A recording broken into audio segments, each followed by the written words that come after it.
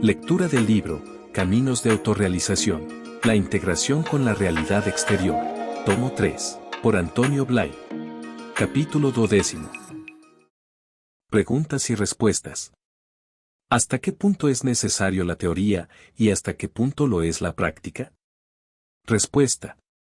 Sobre estos temas, la teoría puede dividirse de varias maneras, o bien como un modo de ideas que aclara conceptos, que une nociones que estaban divididas, dispersas, como algo que proporciona una visión de posibilidades, o bien como una experiencia actual.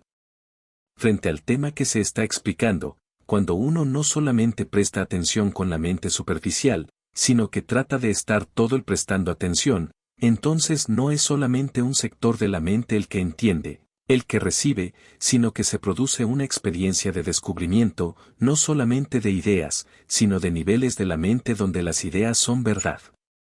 La actitud correcta es dejar que la verdad entre y que todo yo, mi mente, mi sensibilidad, mi afectividad, sea receptivo a la experiencia de esa transmisión de ideas. Por parte del que habla o escribe, las ideas son solamente un símbolo para expresar, en un lenguaje elemental, unas verdades, la realidad de un nivel en el cual se está, desde el cual se habla y se vive.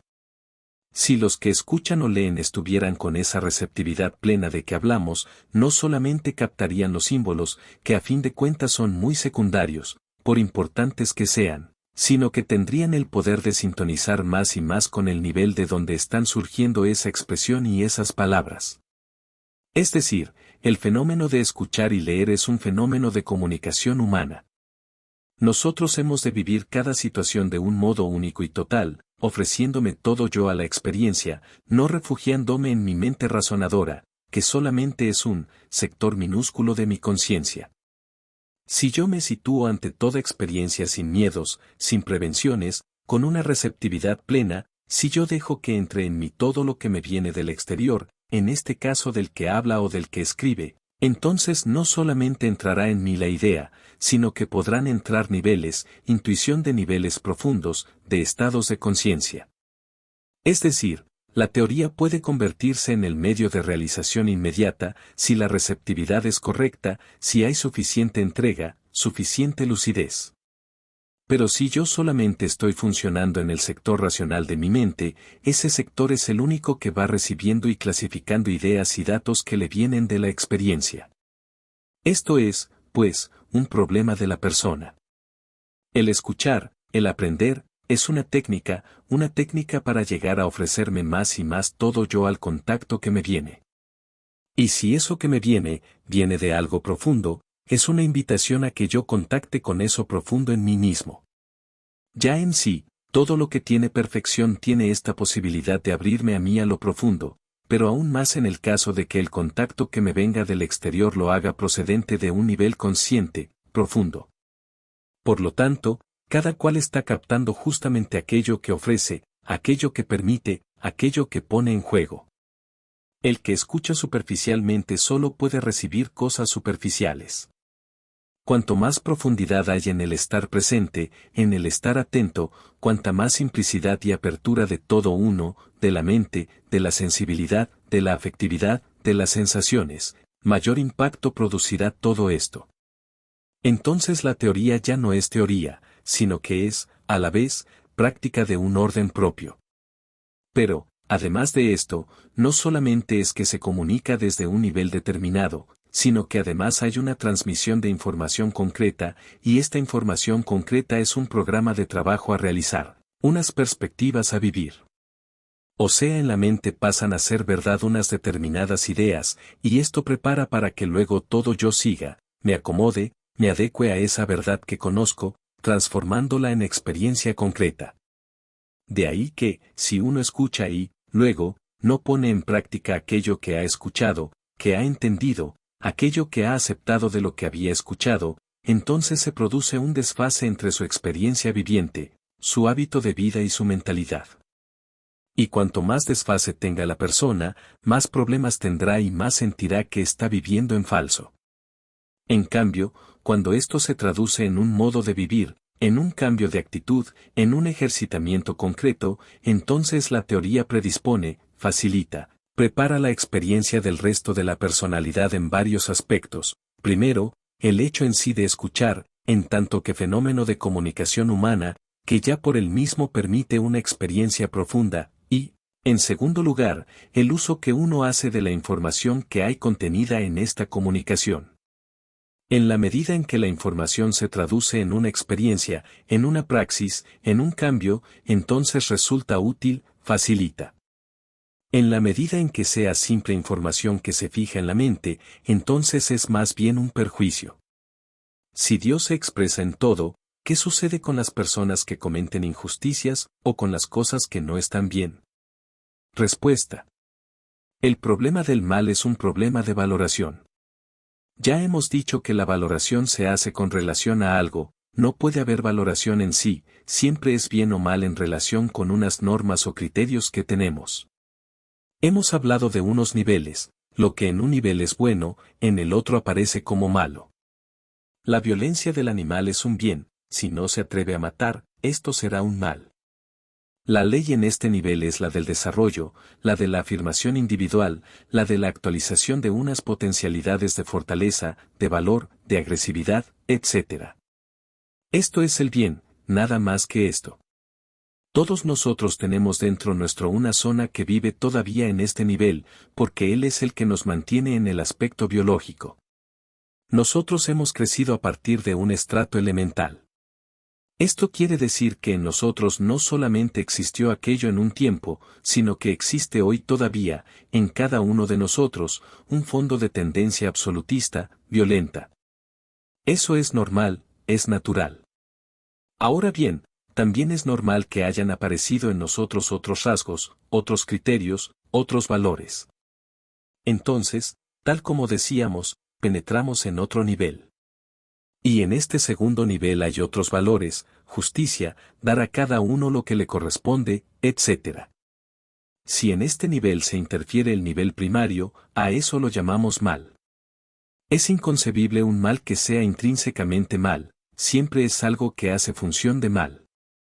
El problema y dificultad que tenemos para este acercamiento a Dios, ¿se debe a que no nos han educado para ello? Respuesta. El problema del acercamiento efectivo a esos niveles es que la formación que se nos ha dado ha sido más bien una formación de tipo teorizante y de práctica externa, en lugar de serlo con vistas a una realización experimental, vivencial. Se nos ha dicho muchas veces que la práctica de la religión es creer unas cosas y hacer otras. Es decir, que hay unas obligaciones por lo que se refiere a la aceptación en el nivel de la inteligencia, y unas exigencias en cuanto a unas prácticas determinadas, mandamientos, abstinencias, etc. Parece como si la religión consistiera en esas dos cosas. Se nos ha hablado del aspecto moral, que ciertamente es básico, y del aspecto de unas prácticas que tienen como fin el alimentar nuestra vida espiritual y prepararnos para esta vida de bien. Pero no se nos ha enseñado que todas esas prácticas están subordinadas, y son, por tanto, medios, para llegar a una experiencia concreta, a una transformación de nuestra conciencia, que, a su vez, transforme nuestra vida en todas sus dimensiones. En realidad, sí que se ha enseñado, pero no de un modo suficientemente explícito y, sobre todo, no de un modo a través de ejemplos vividos. Naturalmente, esto no se comunica como realmente tendría que ser. Por esto, la religión, aparte del aspecto moral, básicamente excelente, no se traduce en una operatividad fundamental de la conciencia del hombre, y esto es lo lamentable. En realidad, si uno profundiza, llega a darse cuenta de que eso sí realmente está también ahí. Muchas de las cosas que estoy explicando podrían ser referidas a numerosos textos católicos, en los que dichas cosas están expuestas en teoría y en práctica, pero no forman parte de la enseñanza habitual que se imparte. Parece que existe la impresión de que a las personas hay que darles un mínimo, una especie de simple andamiaje, y no adentrarse en esas honduras y complicaciones de experiencias interiores, es decir, en todo ese proceso místico tan complicado. Incluso aquellas personas que han tenido ciertas experiencias espirituales, las han vivido con cierto recelo, porque no han resultado suficientes, y entonces han sentido de un modo más patente la necesidad de buscar lo auténtico, lo viviente. Sin embargo, es muy cómodo para nosotros una censura respecto a los que nos han educado. Hemos de darnos cuenta de que estas limitaciones son un problema que viene de lejos y que todos hemos ido recibiendo las consecuencias. Aquellas personas que por sí mismas han sentido un auténtico interés pueden encontrar información de todo esto, tanto en el aspecto de teología dogmática, como de teología moral, como de teología mística. Como ejemplo de esto que hemos dicho, recientemente se ha elevado a Santa Teresa al grado de doctora, y esto no se ha hecho solamente porque fuera muy cumplidora en un nivel exterior, sino debido a su enseñanza en cuanto a trabajo interior. ¿Qué diferencia existe entre el silencio de la mente y el silencio del corazón? Respuesta. Solo hay un silencio, sin embargo, hay modos de percibirlo. En este trabajo de toma de conciencia es muy difícil explicar la diferencia del silencio a nivel afectivo y del silencio a nivel mental, en cuanto a experiencia en sí del silencio. Ahora bien, por lo que se refiere a los efectos del silencio, a través de uno u otro nivel, estos son manifiestos. La experiencia del silencio sigue siendo esa experiencia de profundidad, de abismo y de cosas vacía, y, al mismo tiempo, de cosa totalmente viva, pero, en cuanto a la manifestación, a la consecuencia, siempre que se produce un silencio en uno de estos niveles hay un relativo silencio en el otro. Si se da un silencio en la afectividad, suele haber silencio en la mente, porque la mente está muy empujada por la inercia, por el malestar y los deseos del nivel afectivo. Por tanto, el ahondar en el nivel afectivo se traduce ya también en un silencio, diríamos reflejo, en la mente. Ahora bien, las diferencias son, en la mente, los efectos son de una gran seriedad y un desarrollo extraordinario de la evidencia, de la intuición. En el corazón, se siente una gran paz y un amor que nada tiene de vicioso, un amor que se va ensanchando hacia adentro y que lo abarca todo, un amor que es, a la vez que ilumina, aclara y da fuerza, un amor que nos descubre que todo es en el amor. No es el amor que se da en todo, sino que todo es en el amor y todo es expresión de este amor. De hecho, todo grado de conciencia es una manifestación, a un grado u otro, de amor. Incluso las leyes de la naturaleza se pueden ver como función de amor para la mente, como función de patrones para la mente, de ideas para la mente en su aspecto de energía. ¿Qué relación existe entre el chakra del corazón y el coronario? Respuesta. Hay que distinguir entre el chakra que se trabaja cuando se habla y se dice yo, del chakra del corazón. En el corazón hay un chakra propio, pequeño, que traduce un amor muy devocional. En cambio, en el centro existe otro chakra mayor, que, por un lado, da la conciencia del yo, y por otro es la fuente del amor e incluso tiene relación con la conciencia vital del yo. Pues bien, este chakra anahata, que es el mayor del pecho cuando se va desarrollando, tiene una correspondencia con un sub-chakra que hay en el chakra coronario, en el sahasrara en el chakra superior, que está por encima de la cabeza. Dentro de este chakra tan fantástico hay un sub-chakra, y este sub-chakra, que es como una especie de particularización, de función diferenciada del sahasrara, está en correspondencia con el anahata. Por eso, cuando se profundiza al anahata, la experiencia del ser, o como amor, conduce automáticamente una conciencia de realidad trascendente, el yo como amor va conduciendo, por sí solo, a una experiencia de ser amor, o sea de la realidad vivida en mí se pasa a la realidad trascendente, y se descubre que hay una unidad, y que solamente es un problema de percibir a través de un sitio o a través de otro. Por eso yo estoy explicando cómo hay una sola conciencia de realidad, cómo hay una sola noción de realidad, pero que la percibimos de forma diferente según la vía a través de la que la captamos, en un caso la llamamos yo, en otra la llamamos Dios, y en otro la llamamos mundo o naturaleza. Pero la realidad que está detrás de estas tres realidades es la misma. Esto se puede verificar experimentalmente cuando uno trabaja y profundiza, e inevitablemente se va a parar a ello cuando uno ahonda este contacto con el sub-chakra superior. ¿Qué función tiene el chakra de la garganta? Respuesta.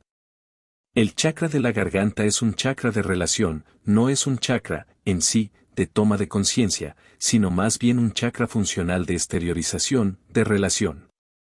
El chakra de la garganta, o visuddha, trata de interactuar con Ajna, o chakra frontal, y con Anahata, y por eso nuestra palabra es expresión al mismo tiempo de sentimiento y de ideas. Pero, después, cuando ya establece contacto con otros focos de conciencia, como el Sahasrara, o con otros chakras situados más abajo, el chakra de la garganta hace una función de exteriorización, de elaboración de esto. Es una especie de salida, es nuestro aspecto de creación, el modo como estos estados y estas energías encuentran su forma de expresión, bien sea a través de un estilo de vida, de una actitud de las personas, o de una actividad concreta artística, literaria, o del tipo que sea. ¿Existe una triangulación entre el pecho, el coronario y Ajna? Respuesta. Sí, no solamente una triangulación, sino que existe una verdadera red de energías que va uniendo unos chakras y otros, formando una unidad completa funcional de conciencia. Entonces es cuando la persona comienza a adquirir una independencia, una personalidad completa, aparte de su conciencia o mecanismos físicos. Y esto es lo que quiere decir San Pablo cuando habla de que hemos de construir nuestro vestido nupcial, de que hemos de tejer. Se refiere a este tejido hecho de campos de energía que forma realmente como un nuevo vehículo, un nuevo cuerpo todo el completo. Ahora bien, el modo de trabajar esto puede variar en las personas, según su modo de ser personal y según su fase de desarrollo. Parece ser, sin embargo, que está previsto que todo se desarrolle. ¿Existe la posibilidad de transmutar la energía del chakra sexual a la Anahata? Respuesta. Sí. Para conseguirlo basta aplicar un principio muy sencillo, consistente en cerrar un grifo y abrir otro. Entonces todo lo que estaba dentro, al no poder salir por un conducto, sale por el otro. Por lo tanto, la ley para transmutar energía de un nivel a otro consiste en una restricción total de la manifestación en el nivel inferior, en este caso la abstinencia sexual completa, abstinencia no solo en el acto, sino incluso en el control del pensamiento, de las imaginaciones, de los deseos, de los estímulos exteriores, de los lugares donde esos estímulos aparecen más. En segundo lugar, obligarse a un cultivo activo de todo lo que pueda estimular la afectividad superior, por lo tanto, todo aquello que estimuló el contacto humano superior con las gentes, el aspecto estético, por ejemplo en la música, el aspecto afectivo en la oración, todo lo que permite cultivar este nivel superior, aunque sea incluso con sobreesfuerzo. Esto, al cabo de un tiempo no demasiado largo de trabajo, produce de por sí la traslación de energía del nivel sexual al nivel del sentimiento superior. Además de esto existen otras técnicas de las que no es necesario hablar ahora. Cuando queremos hacer el silencio de la mente, como no sabemos hacerlo bien, realizamos un esfuerzo que produce una gran fatiga.